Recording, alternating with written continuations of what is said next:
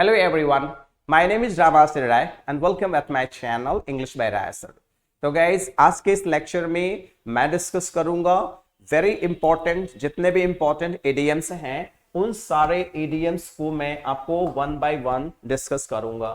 So guys आप जानते हैं कि जो इडियम्स की हमारी प्रॉब्लम्स होती हैं, जो हमारी इडियम्स की समस्याएं होती हैं, वो नॉर्मली इस कदर होती हैं कि हम चाह करके भी उन इडियम्स को कर नहीं पाते हैं, उनको हम टच नहीं कर पाते हैं और उनको हम स्किप करके आगे बढ़ जाते हैं। राइट। सो गाइस इडियम्स के लेक्चर्स में हम आपको आप ये मान के चलो लेक्चर 1 से लेकर के आपको लेक्चर 50 मतलब हम आपको एक लेक्चर से लेके 50 लेक्चर तक को इडियम्स को पढ़ाएंगे। Right. So in each lecture हमारे सारे लेक्चर में शुरुआत में आपको सारे लेक्चर्स में 30 इडियम्स मिलेंगे और आगे चल करके इनको मैंने 25 कर दिया है जिससे कि लेक्चर हमारा बहुत बड़ा ना होने पाए। तो गाइस एक एक लेक्चर को कीप ऑन वॉचिंग। आज के इस लेक्चर में मैं आपको 25 most important idioms and phrases के ऑब्जेक्टिव क्वेश्चन कराऊंगा। ठीक है, तो चलिए देखते हैं आज का जो पहला इडियम्स है to scale up. Scale up का मतलब होता है किसी को मापना होता है, किसी को नापना होता है। कहते मैंने आपको नाप लिया है, तो डेफिनेटली होता है टू मेजर। स्केल अप का मतलब क्या होता है? टू मेजर होता है। ठीक है, टू इंक्रीज द स्कोप और एक्सटेंट ऑफ समथिंग। ठीक है, किसी चीज को मापना, किसी चीज को नापना, किसी चीज को आंकने को कहा जाता है टू स्केल अप समथिंग। अगला है टू क्लियर द एयर। आप जानते हैं कि जब व्यक्ति गुस्से में होता है तो क्या होता है, ढेर सारी गर्म हवाएं उसके माइंड में भर जाती हैं ना। तो फिर क्लियर द एयर का मतलब क्या हो जाएगा? जाहिर सी बात है टू रिमूव टेंशन होता है। आप अपने टेंशन को रिमूव करिए, आप अपने एयर को क्लियर करिए, इसे ही बोला जाता है क्लियर द एयर। देखिए लिखा है ना, to say something to get rid and doubt और बैड फीलिंग्स अबाउट समथिंग और समवन। कोई आपके अंदर दुर्भावना भरी है, कोई गलत सोच भरी है, तो उसी को दूर करने के लिए कहा जाता है to clear the air. To chew the cud का मतलब क्या होता है? जैसे कभी कभी कुछ जानवर आराम से खाते रहते हैं, पगुराते रहते हैं, तो ऐसा लगता है बहुत इंपॉर्टेंट इशू पे बात कर रहे हैं, तो इसे बोलते हैं हम लोग टू थिंक डीपली। किसी मुद्दे पर गंभीरता से विचार करना। किसी देख लेते हैं to think slowly and carefully about something. To chew the cud का मतलब क्या हो जाएगा? To think slowly and carefully about something. ठीक है, तो आप देख सकते हैं एक डेफिनेशन आपको और मिल गया। तो दिस च्यू द कड का मतलब ही होता है भाई कि धीरे धीरे किसी चीज को चलाना। आप देख सकते हैं ना, बहुत सारे देखिए मंकीज बैठे हैं, ऐसा लग रहा है ये बहुत महत्वपूर्ण मीटिंग पे बैठे हैं, बहुत बड़े मिशन पे बैठे हैं। ठीक है, तो कह सकते हैं आउट एंड आउट का मतलब क्या होता है?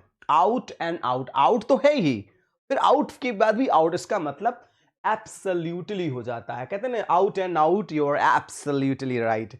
आउट एंड आउट का मतलब आप देख सकते हैं सिनोनिम्स पर आउट एंड आउट सिनोनिम्स क्या हो जाएगा? Absolute, all out, errant, blank.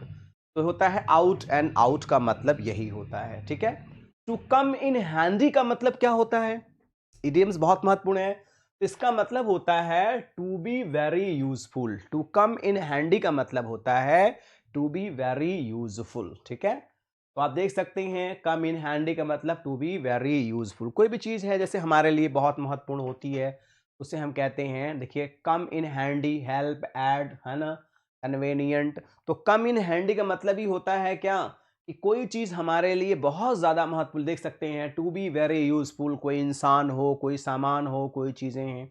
No x to grand का मतलब क्या होता है? नो एक्स टू ग्राइंड का मतलब क्या होता है? टू एक्ट सेल्फलेसली होता है। टू एक्ट सेल्फलेसली मतलब बिना स्वार्थ के कोई काम करना। ठीक है, टू अ बैड सिचुएशन नहीं होगा, टू एक्ट सेल्फलेसली होगा। ये यहाँ पे ऑप्शन थोड़ा सा गलत हो गया है, तो इसलिए आप लोग बिल्कुल टेंशन मत लीजिएगा। टू प्ले फाउल प्ले का मतलब क्या होता है? To play a foul play, तो डेफिनेटली आप टू डू समथिंग रॉन्ग होगा, टू अपोज होगा, टू प्ले रफ फुटबॉल।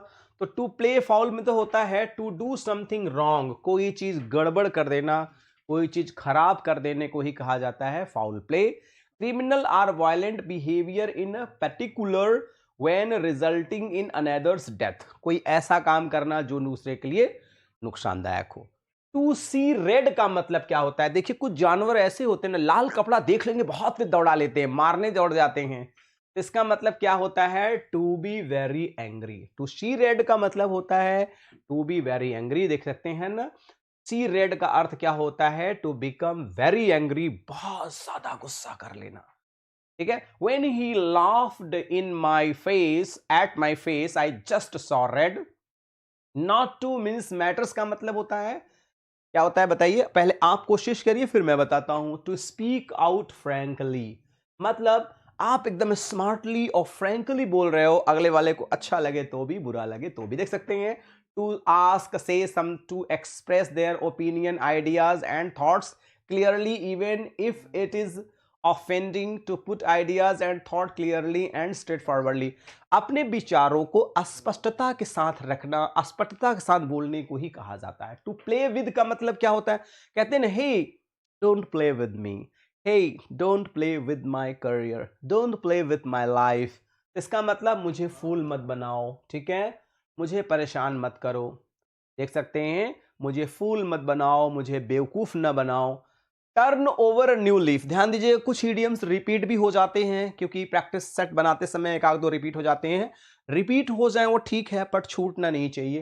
तो टर्न ओवर न्यू लीफ का मतलब ही होता है भाई पेड़ में नए नए पत्ते आए, इसका मतलब ही है कुछ बेहतर हो रहा है। तो चेंज फॉर द बेटर को ही कहा जाता है टर्न ओवर न्यू लीव्स, मतलब बेहतर के लिए, चेंज फॉर द बेटर, है ना। तो आप देख सकते हैं this is the right answer, change for the better, ठीक है। तो this is the right answer. आप देख सकते हैं कि turn over a new leaf means to start behaving in a different and better way, किसी के साथ बेहतर बर्ताव करते रहना कि क्या होता है? Change for the better. Next question है कि रेनी डेज का मतलब क्या होता है? आपने एक कहावत सुनी होगी कि भाई save for the rainy days, तो यहां रेनी डेज का मतलब होता है अनलकी टाइम्स, मतलब आप अपने दुर्दिन के लिए कुछ न कुछ पैसे इकट्ठा करके अपने पास रखिए, कब क्या समय आए। Save for a rainy day, इसका मतलब होता है to save something specially money for a time when you will really need it. जैसे भाई बहुत सारे लोगों के साथ बहुत सारी लाइफ में प्रॉब्लम्स आती हैं, तो अपनी पैसे को बचाते हैं, save for the rainy day. तो बेल द कैट का मतलब क्या होता है? भाई आपने कहानी जरूर सुनी होगी बिल्ली और चूहे वाली, कि एक बार बिल्ली सारे चूहों को खा ले रही थी, तो चूहों ने मीटिंग किया कि भाई बिल्ली हमें खा ले रही, तो सभी चूहों ने कहा कि अगर हम बिल्ली के गले में घंटी बांध दें तो जाहिर सी बात है बिल्ली हमें परेशान नहीं करेगी। सब लोग हाँ हाँ ठीक है ठीक है, बट क्वेश्चन ये हुआ बिल्ली के गले में घंटी बांधे कौन? क्योंकि जो बिल्ली के गले में घंटी बांधने जाए, क्या बिल्ली उसकी पूजा करेगी? देख सकते हैं ना, मीनिंग क्या हो जाएगा? To do a risky job, to take a lead in danger, आपको इसमें नहीं पता मैंने, to take a lead in danger ही होता है टू बेल द कैट। बिल्ली के गले में घंटी कौन बांधे? जैसे बहुत सारे एम्प्लॉइज होते हैं, बॉस से क्या कंप्लेन करने जाते हैं, रास्ते में ही बहुत सारे लोग रुक जाते हैं, कहते हैं कि रिस्क लेना ठीक नहीं है, तो who will bell the cat? तो मतलब क्या हो जाएगा? To do some job risky, मतलब खतरा मोल लेना। एन एक्स टू ग्राइंड का मतलब क्या होता है? Definitely an axe to grind क्या हो जाएगा? To indulge, to cash, to make personal profit out of a situation. जाहिर सी बात है कि भाई एन एक्स टू ग्राइंड मतलब अपने ही फायदे की बातें के बारे में सोचना, अपने ही फायदे के बारे में, है ना, विचार करना। To make a personal profit out of a situation, तो ये भी बहुत ज्यादा एग्जाम में पूछता है। नेक्स्ट है टू बी इन फिक्स। जैसे भाई कभी कभी आप किसी को देख लेते हैं, एकदम जम जाते हैं, फिक्स हो जाते हैं, समझ में नहीं आता हम क्या करें कहाँ जाएं। तो टू बी इन फिक्स माने होता है टू बी परप्लेक्स्ड, इसका मतलब परेशान हो जाना, कुछ समझ में नहीं आ रहा है क्या करें क्या ना करें कहाँ जाएं।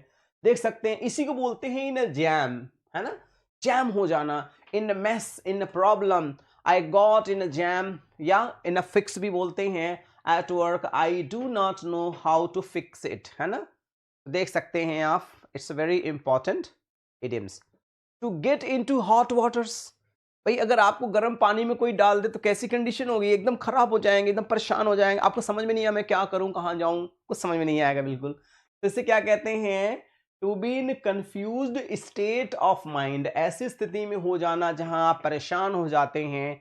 To be in confuse state of mind. In trouble कहा जा सकता है, दूसरी मीनिंग आपके एग्जाम में आ सकता है इन ट्रबल, है ना। In hot water, I am in hot water, है ना, with my teacher because she caught me cheating on the final exam. To throw dust into someone's eyes, अरे भाई किसी की आंख में धूल डाल दीजिए। कहते नहीं, अरे भैया आंख में धूल डाल रहे हो, उसका मतलब क्या कर रहे हो? जाहिर सी बात है, डिसीव करना होता है, इसका मतलब चीट करना होता है। आप जानते हैं ना, आंख में धूल मत डालो भाई, चीटिंग मत करो, है ना। तो डिसीव देख सकते हैं ना, किसी ने इनकी आंख में धूल तेज से डाल दिया, इसका मतलब चीटिंग किया। तो टू डिसीव होता है किसी को धोखा देना, ठीक है। नेक्स्ट वेरी इंपॉर्टेंट क्वेश्चन है to fly off the handle. अब ये कहां से आया? अरे भाई मालिक ने एक बार कहा कि जाओ जल्दी से जनरेटर चालू कर दो। अब गुस्से में गया, चालू तो किया और उसके हैंडल ही उड़ गया। आप समझ सकते हैं। तो definitely to act foolishly, to get into a rage and lose self control, गुस्सा जाना और गुस्से में आत्म नियंत्रण खो देना। जैसे कभी कभी लोग इतना गुस्सा जाते हैं ना कि अपना नियंत्रण ही खो देते हैं कि अब आगे क्या बोलेंगे, आगे क्या कहेंगे, like that. To get into a rage and lose self control, देख सकते हैं to lose self control and get very angry, मतलब बहुत ज्यादा गुस्सा हो जाना कि अपना नियंत्रण ही आप खो बैठे हैं। The alpha and omega, alpha माने शुरुआत, ओमेगा माने अंत, तो डेफिनेटली क्या हो जाएगा? The beginning and the end. आप क्वेश्चन को आराम से पॉज करके देखिए, करिए, सारे क्वेश्चन को सॉल्व करते जाइए, तभी आपको चीजें ज्यादा समझ में आएंगी। द बिगनिंग एंड द, हाँ देखिए लिखा है ना, the beginning and the end, alpha and omega, discipline is the alpha and omega of this situation, discipline is the alpha and omega of my life, मेरे जीवन का अल्फा एंड ओमेगा है, ठीक है। नेक्स्ट है to flog a dead horse, अरे भाई कोई घोड़ा मर जाए और उसको आप फ्लैग करो, उसको आप आगे बढ़ाओ, कभी बढ़ेगा नहीं ना। तो क्या हो जाएगा? To do things in a vain, है ना भाई, क्या बरखा जब कृषि सुखाने। भाई फसल एकदम सूख गई और आप पानी डालते रहो, कभी कोई फर्क नहीं पड़ेगा, कोई मतलब ही नहीं रहेगा उसका। देख सकते हैं फ्लॉग अ डेड हॉर्स का मतलब क्या हो जाएगा? To waste time trying to do something that will not succeed. भाई कोई व्यक्ति मर जाए और उसकी दवा कराओ, दुआ कराओ, कुछ भी कराओ, कुछ होने वाला नहीं है, क्योंकि वो ईश्वर की इच्छा थी। तो स्मेल रैट का मतलब क्या होता है? दाल में कुछ काला है। अरे भाई ऐसे स्मेल रैट का मतलब आप समझ लो कि जैसे मान लो कहीं रैट मर गया तो कुछ बदबू आएगी जरूर, तो इसका मतलब कुछ गड़बड़ है जरूर। तो इसका मतलब वो क्या हो जाता है? To suspect ट्रेकरी। ट्रेकरी माने विश्वासघात, किसी विश्वासघात को समझना और देखना और करना। तो देख सकते हैं smell rat, to suspect that something is wrong about a situation, कोई चीज गड़बड़ है, वही रॉन्ग अबाउट सिचुएशन के बारे में कहा गया है। ऑप्शन चॉइस क्या होता है? ऑप्शन चॉइस का मतलब होता है कि जैसे कि स्तबल में कोई गया घोड़ा खरीदने, और घोड़ा लेना भी जरूरी था, लेकिन एक ही घोड़ा है, अब आप चाहे खरीदो चाहे जाओ, लेकिन आपके पास कोई चॉइस नहीं है, एक ही चॉइस है। तो क्या हो जाएगा? No choice at all as there is only one thing to choose from. भाई कोई चॉइस नहीं है, एक ही है। मैंने कहा कि आपने कहा एक मार्कर चाहिए सर, मैंने कहा ले लो भाई, कौन सा लोगे, कौन कितने मार्कर, हमने कहा एक ही है, एक ही में से चुनना है आपको, मतलब आपके पास कोई और ऑप्शन नहीं है। देख सकते हैं ना, टेकिंग व्हाट इज अवेलेबल और नथिंग एट ऑल, जो है वही ले लीजिए और नहीं है तो please go back to pavilion. पूरी डेफिनेशन इसकी लिखी है, कहां से आया है वर्ड, कैसे, क्या इसका सिचुएशन है। अ गुड स्मार्टियन का मतलब क्या होता है? आपने जरूर पढ़ा है अच्छे से, है ना। तो गुड, वही जो अच्छा होगा इंसान वही तो स्मार्ट होगा। स्मार्ट का मतलब क्या होता है? जो काइंड हो, मेहनती हो, दयालु हो, उसे ही गुड स्मार्टियन कहते हैं। तो उसे बोला जाता है अ जेन्युइनली हेल्पफुल पर्सन को कहा जाता है, काइंड पर्सन को कहा जाता है गुड स्मार्टियन। आप देख सकते हैं यहाँ एक व्यक्ति मदद कर रहा है, यहाँ एक गिरे हुए व्यक्ति की मदद कर रहा है। A good Samaritan is a someone who helps other who are in need. Good Samaritan उसे कहते हैं जो दूसरे के कष्ट तकलीफ में उसे जाकर के उसकी मदद करता है, उसकी हेल्प करता है। गिफ्ट ऑफ द गैप का मतलब क्या होता है? गिफ्ट ऑफ द गैप का मतलब होता है टैलेंट, है ना। देख लिए लिखे have a talent of for speaking. भाई गिफ्ट हो गैप हो, gift of the gap, talent for speaking, बहुत सारे लोगों के अंदर ये कला होती है। देख सकते हैं the ability to talk fluently and confidently in the way that impress people. किसी किसी के अंदर बात करने की बड़ी बेजोड़ कला होती है, जिससे भी बात करते हैं अगला वाला बंदा प्रेस्ड हो जाता है ना। तो ये लोग होते हैं। Certainly I don't have the gift of the gap when I chat with girls, right. बहुत सारे लोगों के पास गिफ्ट ऑफ द गैप होता है। इन डीप वाटर का मतलब क्या होता है? अरे भाई आप गहरे पानी में चले जाएंगे, अच्छा लगेगा आपको? कभी नहीं लगेगा, आप परेशान हो जाएंगे। तो क्या हो जाएगा? इन अ रियल ट्रबल का मतलब हो जाएगा इन अ डीप वाटर, मतलब इन अ रियल ट्रबल। आप देख सकते हैं, है ना, if you are in deep water, है ना, you are some part of trouble or in difficult situation. आप देख सकते हैं ये लेडी है एकदम डीप वाटर में आ गई है, इसका मतलब बहुत बड़ी समस्या में है।